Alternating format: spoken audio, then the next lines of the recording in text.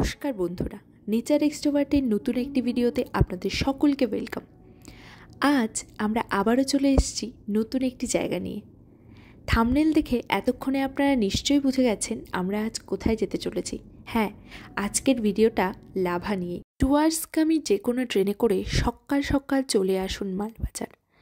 এই মালবাজার থেকেই কিন্তু আমাদের লাভার যাত্রা শুরু হবে। মালবাজার থেকে আপনারা যে কোনো ছোট বা বড় গাড়ি রিজার্ভ করে একদিনের জন্য খুব সহজেই লাভা গিয়ে ঘুরে আসতে পারবেন। ভিডিওটি স্কিপ না করে পুরো দেখুন। লাভা কী করে যেতে হবে, কোথায় কোথায় ঘুরবেন, কত খরচ পড়বে, সম্পূর্ণ ইনফরমেশান এই ভিডিওর মাধ্যমে আপনাদেরকে শেয়ার করব। 7,200 ফিট উচ্চতায় অবস্থিত এই লাভা কিন্তু নর্থ বেঙ্গলের একটি খুবই জনপ্রিয় হিল স্টেশন। এখানে বর্তমানে অনেক হোটেল এবং ছোট ছোট হোমস্টে রয়েছে। আমরা আজ একদিনের ট্রিপে যাচ্ছি বলে আজকেই ব্যাক করব। তবে আপনাদের হাতে যদি সময় থাকে আপনারা নিশ্চয়ই লাভায় থাকুন এবং সেখানকার সৌন্দর্য খুব ভালোভাবে উপভোগ করুন। পাহাড়ের আঁকাবাঁকা পথ অতিক্রম করে আমরা চলে এসেছি লাভায়। লাভায় আমাদের ফার্স্ট ডেস্টিনেশন হলো পাইন ফরেস্ট। বহু বছরের পুরনো এই পাইন ফরেস্ট কিন্তু লাভায় ট্যুরিস্ট অ্যাট্রাকশনের মূল কেন্দ্রবিন্দু। চলুন তাহলে এই পাইন ফরেস্টটা আপনাদেরকে ঢুকি এবং ঘুরে ঘুরে দেখাই। এখানে ঢুকেই কিন্তু আপনাদেরকে প্রথমে টিকিট কেটে নিতে হবে।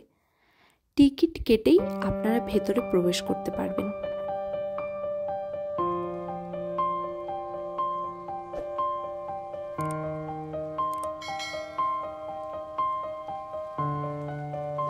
এই পাইন ফরেস্টের ভেতরে কিন্তু জায়গায় জায়গায় বসার জায়গা করে দেওয়া রয়েছে। আপনারা খুব সহজেই এখানে ট্রেকিং করতে পারবেন এবং জায়গায় জায়গায় বসতেও পারবেন আর কিছুটা সময় কাটাতে পারবেন।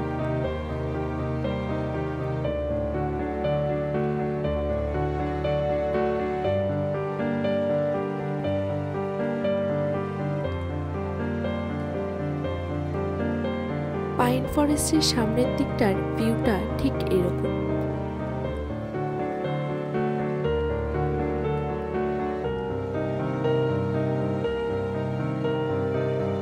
এসছি যখন পুরোটা ট্রেকিং করে ঘুরে ঘুরে তো দেখতেই হয়, তাহলে চলুন ওপরের দিকটাতে যাওয়া যাক এবং ওপরের দিকে কি কি আছে সব কিছুই আস্তে আস্তে আপনাদের সাথে শেয়ার করব।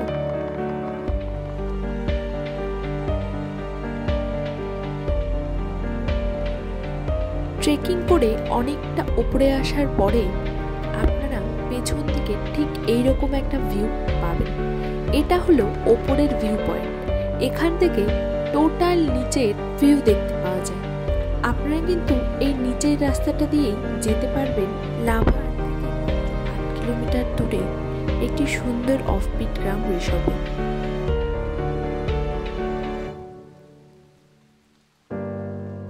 দেখতে দেখতে আমরা চলে এসেছি আমাদের সেকেন্ড ডেস্টিনেশন লাভা মনিস্ট্রিতে। গেট দিয়ে ঢুকে মোটামুটি 300 থেকে 400 মিটার ডিস্টেন্স আপনাদেরকে হেঁটে ওপরে উঠতে হবে এবং ওপরে ওঠার পরেই আপনারা পাবেন লাভা মনিস্ট্রি। মনিস্ট্রির ওপরের দিকটায় যাওয়ার আগে আপনাদেরকে এই মনিস্ট্রির পেছন দিকটার ভিউটা একবার দেখিয়ে নিই, চলুন।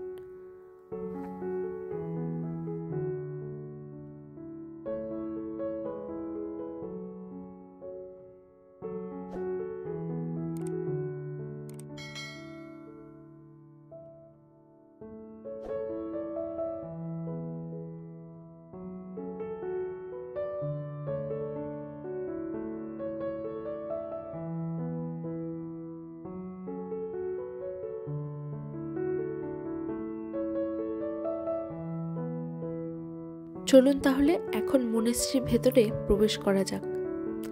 এই যে সামনের সিঁড়িটা, এটা দিয়েই ওপরে উঠে ডান দিকে গিয়ে কিন্তু আপনারা পেয়ে যাবেন মনিস্ট্রির মেন জায়গা।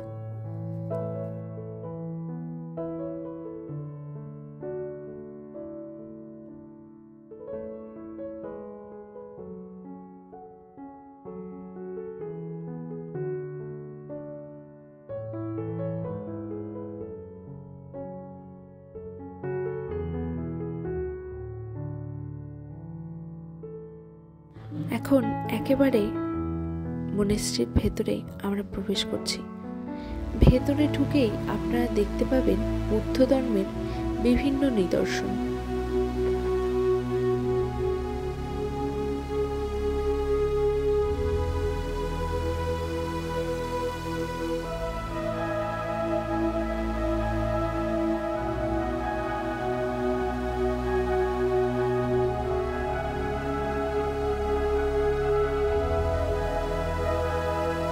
মনেস্ট্রির ভেতর প্রবেশ করলেই কিন্তু আমি সবসময় একটা আলাদা অনুভূতি পাই এবং একটা আলাদাই শান্ত ভাব বিরাজ করে।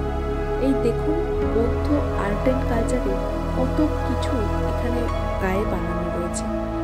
আর এই মনেস্ট্রির বাইরে থেকে টোটাল ভিউটা কত সুন্দর লাগছে।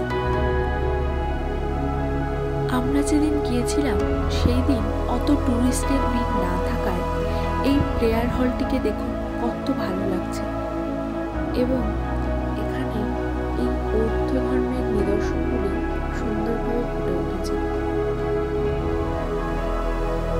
এই মনেস্ট্রির জানলা দিয়ে বাইরের ভিউ কিন্তু খুব ভালোভাবে দেখা যাচ্ছে। সময়ের স্বল্পতার জন্য বেশিক্ষণ সময় আমরা এখানে থাকতে পারিনি। আজকে কিন্তু আমরা এই দুটো জায়গায় লাভার দেখেছিলাম, তবে ভবিষ্যতে লাভায় আমরা আবার আসব। আজকে তাহলে চলুন বন্ধুরা, আবার ফিরে আসবো নতুন একটি ভিডিও নিয়ে। আর এই ছোট্ট ভিডিওটি আপনাদের কেমন লাগলো কমেন্টের মাধ্যমে অবশ্যই জানাবেন। ধন্যবাদ।